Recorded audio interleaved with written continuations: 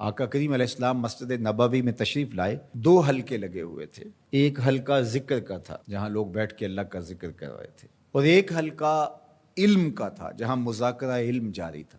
تو حضور تشریف لائے اور دونوں حلقوں کو حضور نے پسند کیا۔ ذکر کرنے والے حلقے کو بھی حضور نے پسند کیا، جو ایک گوشے میں بیٹھ کر مسجد نبوی کے کونے میں بیٹھ کے اللہ کے ذکر میں مشغول تھے، تو حضور نے اس کو بھی پسند کیا۔ لیکن جہاں مذاکرہ علم ہو رہا تھا جا کے بیٹھے حضور اس میں، تو گویا حضور نے عملی پیغام دیا کہ علم کتنی اہمیت رکھتا ہے اور علم کا مرتبہ کیا ہے۔ حدیث پاک میں آتا ہے کہ قیامت کے دن وہ طالب علم جو طلب علم میں فوت ہو گیا، پورا علم حاصل نہیں کر سکا، ابھی طالب علم ہی تھا کہ دوران تعلیم ہی فوت ہو گیا، قیامت کے دن جنت کے 100 درجے ہیں، تو جس درجے میں نبی ہوں گے اس کا اور نبیوں کا صرف ایک ہی درجے کا فرق ہوگا۔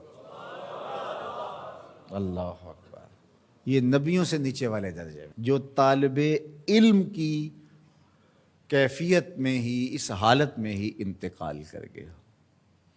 اور پھر یہ تو وہ ہے کہ جس نے ابھی طلب علم کرتے ہوئے انتقال کیا، اور جس نے تحصیل علم کرنے کے بعد اپنی زندگی کو پھر آگے علم بانٹنے میں لگا دیا، تو پھر بتائیے اللہ نے اس کے لیے کتنے درجے رکھے ہوئے ہوں، اس کا کیا مقام رکھا ہوگا۔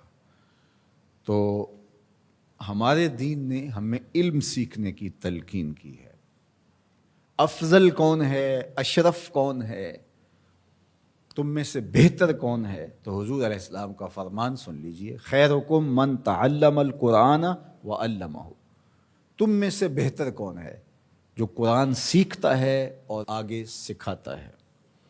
تو سیکھنے سکھانے کا عمل ہمیں بتایا گیا، زندگی اس میں گزرے، زندگی سیکھنے میں گزرے، پھر سکھانے میں گزرے۔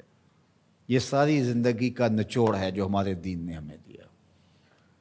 جتنی دیر تک سیکھ سکتے ہو سیکھتے رہو، پھر بقیہ زندگی سکھانے میں صرف کر دو، لوگوں کو تعلیم دینے میں صرف کر دو۔ اور سیکھنے کے لیے تمہیں مشقت سہنی پڑے، تمہیں اذیت سے گزرنا پڑے۔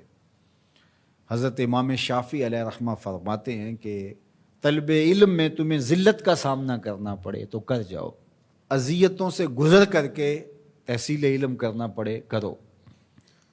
بلکہ فرمایا اطلب العلم ولو بالسین، علم حاصل کرو اگرچہ تمہیں چین ہی کیوں نہ جانا پڑے، یعنی لمبا اور طویل اور مشقتوں بھرا سفر ہی کیوں نہ کرنا پڑے، لیکن تم تحصیل علم کے لیے مشقتوں بھرا سفر کر لو، لیکن علم سے کبھی بھی اپنے آپ کو دور نہ رکھو۔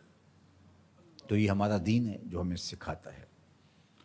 تو اس لیے ہمیں اپنی ساری زندگی علم سیکھنے میں، پھر علم سکھانے میں، اخذ علم میں اور تقسیم علم میں، حاصل کرنے میں اور بانٹنے میں لگا دینی چاہیے۔ یہ سب سے افضل عمل ہے اس امت کے لیے، سب سے اشرف اور سب سے اعلیٰ و ارفع کام ہے اس امت کا، اور سب سے اچھا وظیفہ اس امت کا یہی ہے کہ وہ طلب علم میں لگا رہے اور علم بانٹتا رہے۔